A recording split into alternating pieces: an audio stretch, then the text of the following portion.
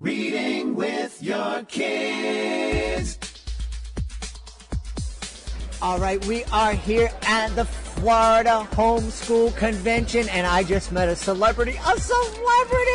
He's like huge on Instagram. He's not huge in person. He's going to be at some point. He has huge hair and is an amazing guy on wheels. His name is Big Air Ben 67 on Instagram. Hey, Ben, how are you? Good. How are you? I am awesome. I understand that you are going to try to learn the Reading with Your Kids introduction. Are you ready to try it? Yeah. Okay, this is how I start every show. Are you ready? Yes. Okay. Hola, ni hao, konnichiwa, assalamu alaikum, shalom, mahaba, moni muli wanji, namaste, jambo. You ready to do that? What? All right, I'll help you. It's hola, Hola. ni hao, Ni hao. konnichiwa, Konnichiwa. assalamu alaikum, Assalamu alaikum. namaste, Namaste. shalom, Shalom. moni muli wanji, Muli muli wanji. jambo. Jumbo. Awesome. Dude, you are great. Hey, bienvenidos. My name is Jedley, and this is the Reading with Your Kids podcast.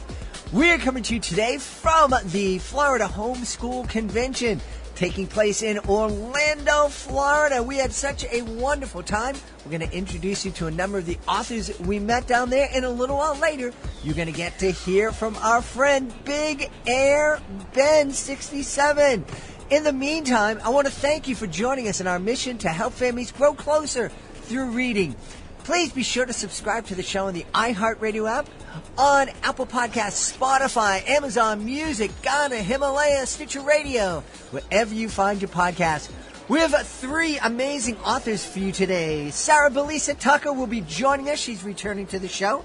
Julie Lavender will be here. Our first guest will be author Brent Vernon. But before we invite Brent into the studio, we want to let you know that this episode of the Reading with Your Kids podcast is brought to you by educator, author, and mom Kelly Sanchez and her book, Skipper, Friend or Foe, A Distracting Mystery Within Life's Traumatic Events. It's a coming-of-age mystery novel for preteens and teens that your kids, especially your young boys, are going to love. Kelly put all of her 20 years of experience working with children into writing this book, and it uniquely explores a boy's emotional viewpoint. The book has received numerous 5-star reviews on Amazon, including this one. This is a great story that encourages kids who are struggling with a family illness or tragedy by showing them that it's still okay to have some fun. It's well written and targets older elementary and middle school readers. It takes them through the fun adventure of solving a mystery as they deal with very grown-up challenges. It will be fun reading for any kid, especially appreciated by those kids facing a family illness. Get your copy today. Skipper, Friend or Foe, A Distracting Mystery Within Life's Traumatic Events by Kelly Sanchez. This episode of the podcast is also brought to you by A Summer Stroll in the City, a beautiful board book written by Kathy Goldberg-Fishman and illustrated by Melanie Hall. Take a stroll through the city in summer and experience the sights, sounds, colors, and smells of the multitude of different holidays we celebrate in the summer. From Bastille Day to the 4th of July, everyone has a reason to celebrate. With simple rhymes, a counting pattern, and stunning paper craft art, this diverse board book is the perfect introduction to the cultural melting pot that makes the city so special. You and your kids are going to love A Summer Stroll in the City by Kathy Goldberg-Fishman and Melanie Hall. We are back at the Florida Homeschool Convention here in beautiful Orlando. And there's so many great authors here and so many great things to do. And one of those authors is Brent Vernon. Hey, Brent, how are you? Good. Thanks for chatting with me, man. Hey, you have a great booth. My eye was initially drawn to it. Such vibrant colors. And your books just look like so much fun. Well, thank you so much. Yeah. We hope so. Yeah. Absolutely. So tell us about your books and your series. All right. So basically, about 12 years ago, I got an idea to write a little story. A little further back, when I was a kid, I used to draw and doodle, and I loved Disney animation. And even when I was in junior high, I got one of those big old books on. It's called. It's kind of a textbook in the animation world by Ollie Johnston and Frank Thomas, called what's it called? Animation, the Illusion of Life. Uh-huh. And so just studied that thing. I was in junior high, but just loved the art, loved the character development and all that. So about 12 years ago, I said, I want to get serious about this. So I came up with this idea to write a story about a little giraffe who was born without a neck, but she had a pretty good head on her shoulders.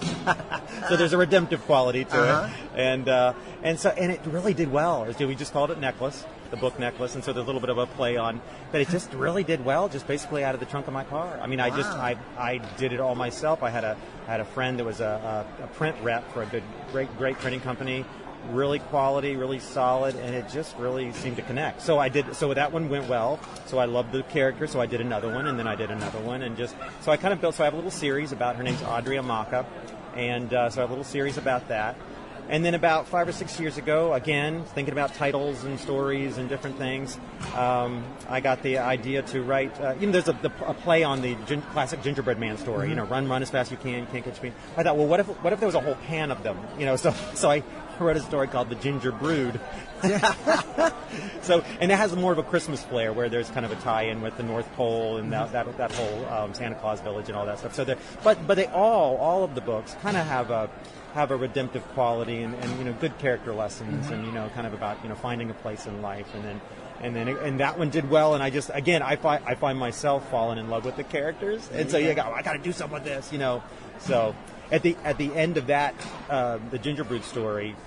Spoiler alert, they did not get gobbled up like the original, They didn't. So I said they ended up as honorary ornaments on a Christmas tree. Well, there you go. There's a jump off point for a whole other books, because they have to have some drama with the other ornaments on the Christmas tree. So it's grown kind of from there. So I've got 3 stories about the ginger characters. I've got 4 stories now about Audrey Amaka, Little Giraffe, and it's just been great. Awesome. Started to do some live kids events with the characters and things like that. So it's just fun. It's a lot of fun. So yep. That's really wonderful.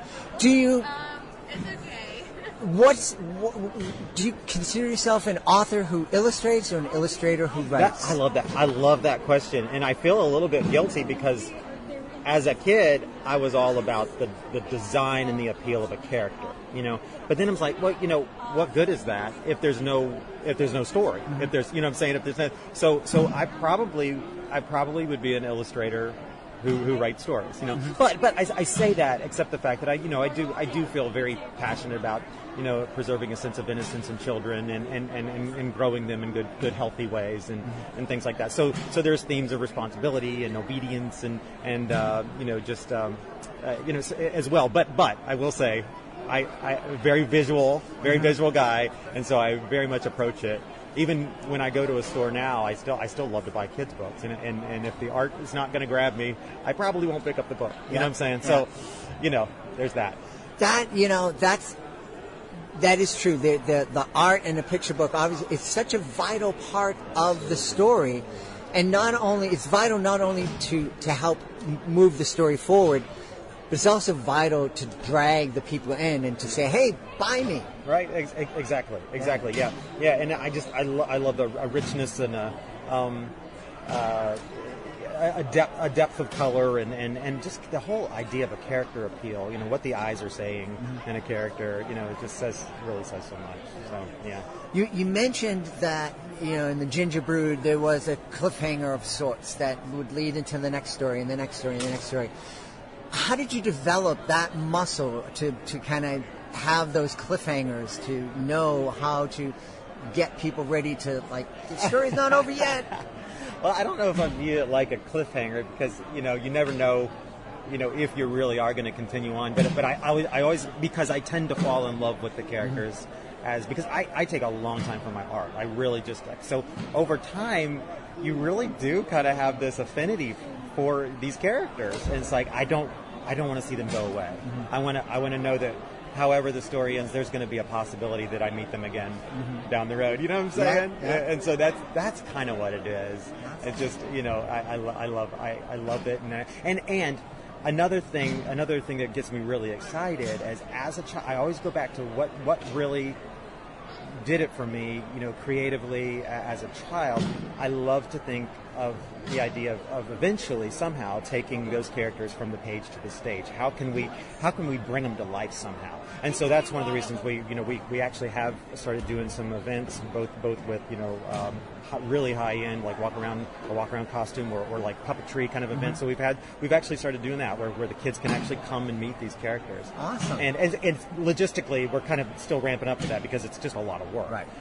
But we've done a few, and it's been an absolute joy. It really has. Yeah, we're hoping to do another one at a book release in November. So, Wonderful. wonderful. Yeah. Hey, one of the things that I've heard authors say as you're writing, whether it's a middle grade novel or a novel for adults, is they'll say, I had no idea my character was going to do this, and I didn't know it was going to go here, and I thought the character was this, and all of a sudden turned out that she was something different. Right. Does that ever happen when you're doing an illustration, as you're creating a character, and you kind of have an idea it's going to go one way, she's going to look something like this, and then you come to the end and it's like, wow, that's not who I envisioned at all. I in my case, I don't think that happens an awful lot of time. One thing that does happen is that it's easy to when I am illustrating. You find all these little jumping off places where like, well, that's good enough, or that's good enough, but you keep at it, and you're like, so. A depth and a fullness to an illustration, that's kind of where I see it. But as far as a character, I pretty much go in kind of knowing where they're going to go. Now, I will say this, and this is kind of a definite rabbit trail or a definite kind of offshoot, but I started as a child doing ventriloquism. My parents, so it's such a kind of what's the word? It's a very different sort of a thing, and I never really chased it down. My folks used to work with children, and I think they knew I was a shy kid, but who also liked traditional puppetry, so they bought me a ventriloquist. Well, so I still do that pretty regularly when I travel and share, and I have a little buddy named Sam, and we travel. So I will say about that question, there are times when I'm talking to my puppets where something will be said that I was like, I didn't say that comment, or something, it's just like, wait, that did, so in that way, yes, okay, that took a turn. Yeah. That took a turn that we were not, anyway, so in that way, yes. That was it. Now, did you have, you probably had a cassette, but I had the vinyl. Yeah. Teaching me how to do ventriloquism. Oh, you did? I did. Oh, my goodness. I didn't get very good at it, but I had my little Charlie McCarthy doll. And I had a the very first one when I was 8. My parents bought me a Charlie McCarthy knockoff. It was the one called, you might have heard it, it was called Willie Talk. You remember the Willie Talks? Okay, yeah.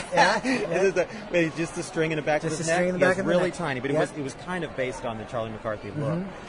So I did pretty well with that, and it was a year or two later that they're like, he's got enough chops that we're going to actually buy him a professional that had the moving eyebrows and all of that stuff. So yeah. Oh, cool. Yeah. But I kind of picked up a lot of it myself. But they did, when they saw that I did have some interest and some level of skill at it, then my parents got me a little home course, and so but I sort of even some of the replacement letters that you use, so there was one or two of them that I did quote unquote wrong, where I kind of taught me, but they worked for me. So sure. Yeah. Anyway, yeah. And Brent just did that entire thing as a ventriloquist. His lips didn't move at all. It was beautiful. There's 3 of us here, right? Hey, Brent, I want to invite you back. You said you have a new book coming out in November. So we want to have you back on for a long-form conversation via Zoom. But in the meantime, where can people go to find out more about you and more about your great books? Sure. Probably the easiest way is just to go to BrentVernon.com, BrentVernon.com. The name of my publishing company, which is my own, is called Georgie 4 Books, and got all my stuff there. There are some of them. We're about to revamp Amazon, but there is a presence on Amazon as well. So for the books, but yeah, great. Yep. Brent, thanks so much for being with us. I appreciate it. Thanks you so much. Good to have you on. Good to be on. We hope you enjoyed our chat with Brent Vernon. Please be sure to check out his website. Right now, I think you are going to love meeting our next guest. You heard him at the top of the show, Big Air Ben 67 on Instagram.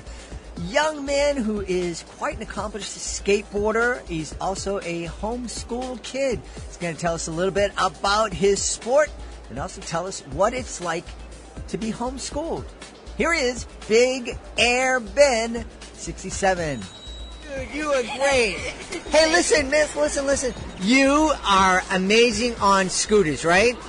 Yep. And what do you love about scootering so much? It's just like you can get like really big air, and it's just the art of it, and it's just really fun. And what's your favorite trick? My favorite trick is probably either a 3-whip, a 540 air, or a backflip. All right, dude, I'm like almost 100 years old, so like I don't understand anything. Like you didn't understand my introduction. I have no idea what you just said. Okay. So tell me those three different skills. 360 with a tail whip, a 540 air, which is basically like a 360 air, but it's kind of like a 540, so it kind of looks like a 360, but on a half pipe, and a backflip is just a backflip, but on a scooter. Wait a minute. So you're on a scooter. Yes. You go up a ramp thingy. Yes. And you flip in the air? Yeah. Like you go all the way around like a somersault? Yeah. You haven't landed on your head yet. No. I think I would land on my head the first time I tried that. And I don't have any hair to cushion the fall. So listen, Ben. So you are a kid who's homeschooled, right? Yes. How do you like that? It's amazing. I think everyone should do it. It's so amazing. Awesome. And there are a lot of people who say, "Oh, kids who homeschool, they don't have any friends." Is that true? No. You have lots of friends? Yes. Awesome. And one of my big friends is my mom. You're your big. Wow. I think you just sold everybody listening to the show on homeschooling. Hey, Ben. What? We have people literally listen to this podcast all over the world. What should they do? If they want to go and follow you and see you do your tricks and stuff like that, where should they go? Instagram, and type it in Big Air Ben 67. All right. Hey, Big Air Ben, you've been awesome. Thank you so much for being with us. You're welcome. Thank you. Aw, man, I got to tell you, I just love that young man so much energy and such an amazing smile and just so happy. And I just love that one of his best friends is his mom. I just love that. I love it. Check it out, Big Air Ben 67 on Instagram. And Big Air Ben just celebrated a birthday. So Big Air Ben, if you're listening to this, happy birthday, buddy. I can't wait to see you in the Olympics or on Nitro Circus or one of those crazy, amazing sporting events. Until then, get ready to listen to our next guest. Her name is Julie Lavender. We are here at the Florida Homeschool Convention. What an amazing event. I'm meeting so many awesome people, including our next guest. She is Julie Lavender. Julie, how are you? I'm doing well. How are you? I am wonderful. I was just telling Julie that my beautiful wife has a garden. Our house is full of lavender. Every time somebody comes in, she goes over and grabs a plant and goes, "Smell my fingers." It's great, and it does. It's just a beautiful smell around the house. And you were telling me you made a kind of a magical transformation a few years ago when you got married, right? That's exactly right. So my maiden name was Bland, B-L-A-N-D, and so I love to say I went from dull to colorful when I got married. There you go. And you are a very colorful writer. Tell us about the book you brought over. Well, my newest book is called Children's Bible Stories for Bedtime. It's published by a Penguin Random House imprint, and it just came out at the end of the year, end of 2021, beginning of 2022. And it's just been a really fun book. It has Bible stories for children to either read alone or can read with their parents. My publisher decided it should be ages 4 through 8. Mm-hmm. So the stories are about 3 pages long with an illustration.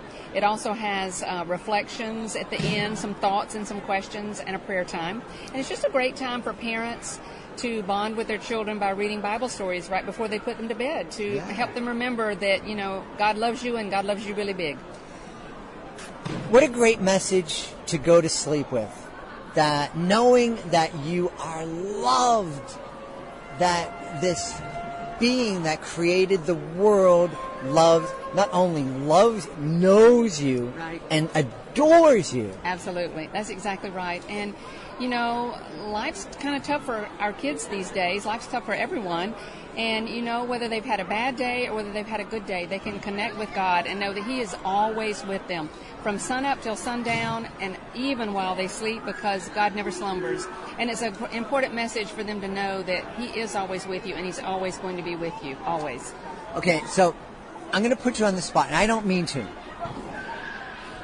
But right now we're 2 days out from the Uvalde school shooting, and maybe a week and a half, 2 weeks from the Buffalo shooting, and the war in Ukraine.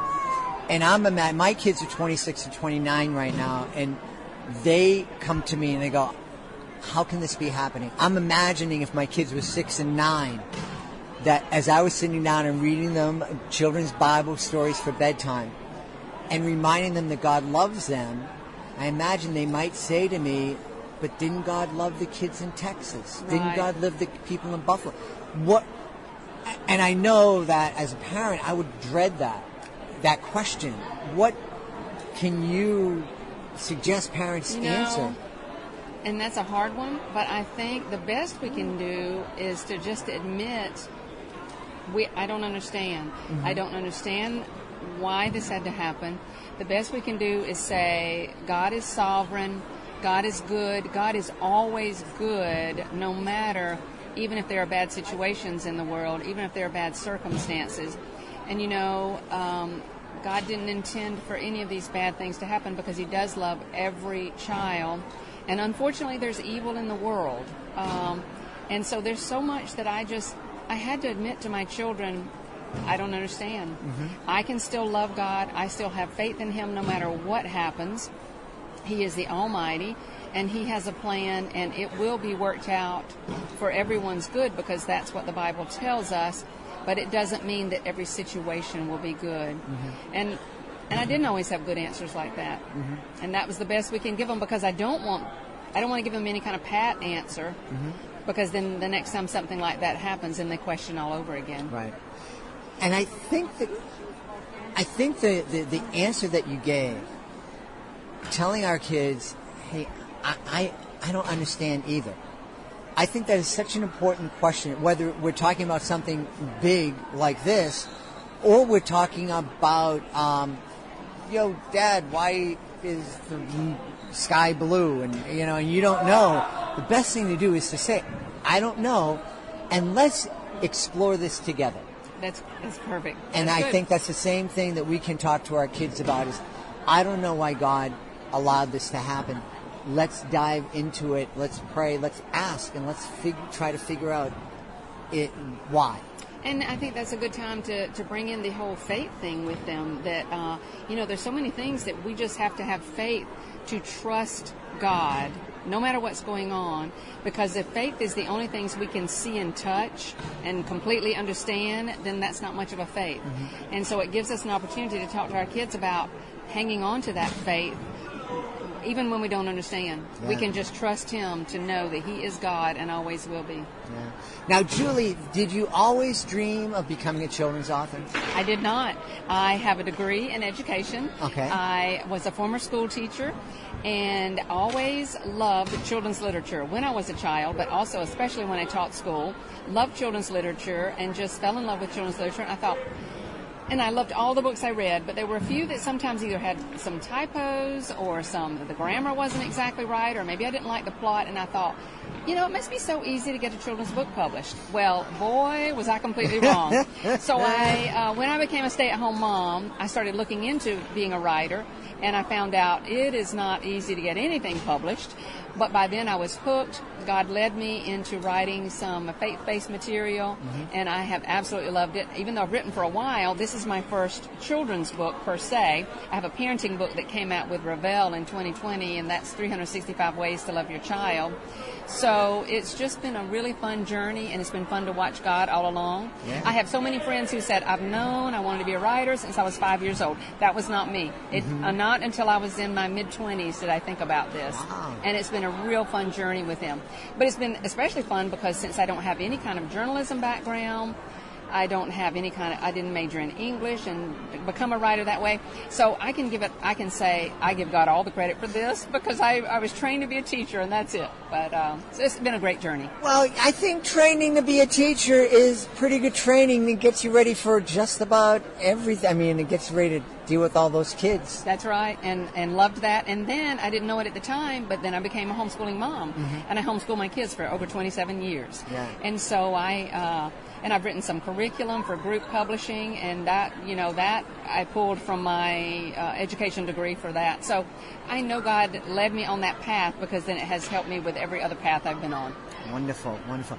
Julie, if people wanted to find out more about you and find out more about your transformation from bland to tasteful, where can they go?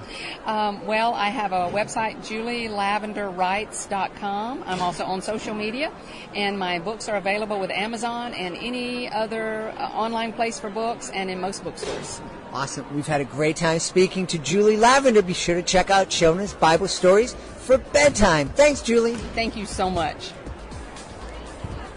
Hey, our final guest for today's show is our friend Sarah Belize Tucker. Sarah was the one who let me know about this amazing convention. The last time we spoke to Sarah, she was out on a boat somewhere in the Caribbean battening down the hatches for a hurricane. She wasn't experiencing the hurricane on a catamaran, but she was experiencing a whole lot of interest in her Adventures of Harry and Friends series. Here she is, Sarah Belize Tucker. We're here at the Florida Homeschool Convention with a woman who's responsible in some ways for me being here, Sarah Belize Tucker. Hey, Sarah, how are you? I'm amazing. How are you? I'm great. I'm having a great time. I'm so happy that you told me about this event. I mean, there's so many people here. I think somebody said 14,000 people are at this convention. It's insane, and the kids are all over the place. And that's, it reminded me back when my kids were younger, 26 and 20, they're 26, 29 now, but when they were, 7, 8, 9, 10 years old, we go places, but they'd have to be with us. We want to keep them safe. But we would go to magic conventions, and I knew that they'd be safe, and they got to explore and to go and to have fun on their own, and that's what I'm seeing here at this convention. It's very safe, and kids are making friends, and they're having lots of fun, and they're very well behaved. Yes, sir, and it's amazing seeing them year after year, and they become super fans of our children's books and other people's products that they have here at the show as well. I'm so excited to make new friends with other authors. I'm excited to be able to see all the other kids coming up that are growing up. They're going, I'm getting married, which also means they're going to have little ones, and they're going to be raising them the right way. Yeah. So let's remind you, mention your books, The Adventure of Harry and Friends. We've been celebrating the book for a couple of months now. We're really happy that you're part of our family. Remind us what the books are all about. Adventures of Harry and Friends is about self-control, perseverance, honesty, humility, and overcoming anger. It is life skills and character development in a way that the kids can understand and enjoy the adventures at the same time. And the characters are really fun. I mean, the illustrations are phenomenal, really. In fact, here at the convention, I'm standing next to a 10-foot Harry. That's just great, just wonderful. But the books are a lot of fun. There's 7 books in the series, right? Yes, and more coming. More coming. Where do you get your inspiration? Do you start with an idea for a story, or do you start with, I want to write a story about this character trait? Actually, stories sometimes just sort of pop up. I see that with the children we work with at my husband's martial arts school. We've been doing that since 1995. So I've had kids have an issue, and then all of a sudden I'm like, that would make a great story. Let me help them. They overcome that issue, it becomes a story, and it becomes a bestseller because it's helping children all over the world. That's wonderful. Now, you mentioned that you come back here and you see the kids year after year. How long have you been participating here at the homeschool convention? This is actually my second year. Second year. Awesome. That's wonderful. And, it's no wonder that you're having a great convention. You have a great booth. I mean, lots of great art, and letting people know that the books were Mom Choice Award winners, and it's just a lot of fun. So it's great to see. Oh, thank you so much, and I'm so excited. And the next event that I'll be at is Get Your Teach On, where I'm going to be in Orlando at the Gaylord Palms with 3,000 to 4,000 teachers and about 1,000 principals and guidance counselors. And I'll be one of the only authors there. And I'm setting up author visits so I can reach out to the private schools and the public schools at the same time. Wow. Hey, Sarah, I just realized that you've been on this is your second visit with the Reading with Your Kids podcast. But every time you're on the show, you're not in the studio. I mean, the last time I spoke to you, you were on a catamaran somewhere in a hurricane in the middle of the Atlantic. And now here we are at this convention. Where are we going to see you next? On Elon Musk's space shuttle or something? Oh, you never know. Shoot for the stars. Hey, tell everybody where they can go to find out more about the Adventure of Harry and Friends, please. You guys can go to adventuresofharryandfriends.com. And I have a whole bunch of cool activities for free for the parents and the kids to use, color, and different activities. My service dog just popped up. Yeah, he did. Awesome. Well, we've had a great time speaking to the author of The Adventures of Harry and Friends, Sarah Belize Tucker. Hey, Sarah, thanks so much for being with us. Oh, thank you so much for having me on yet again. And I'm so excited to be here. And you'll be back.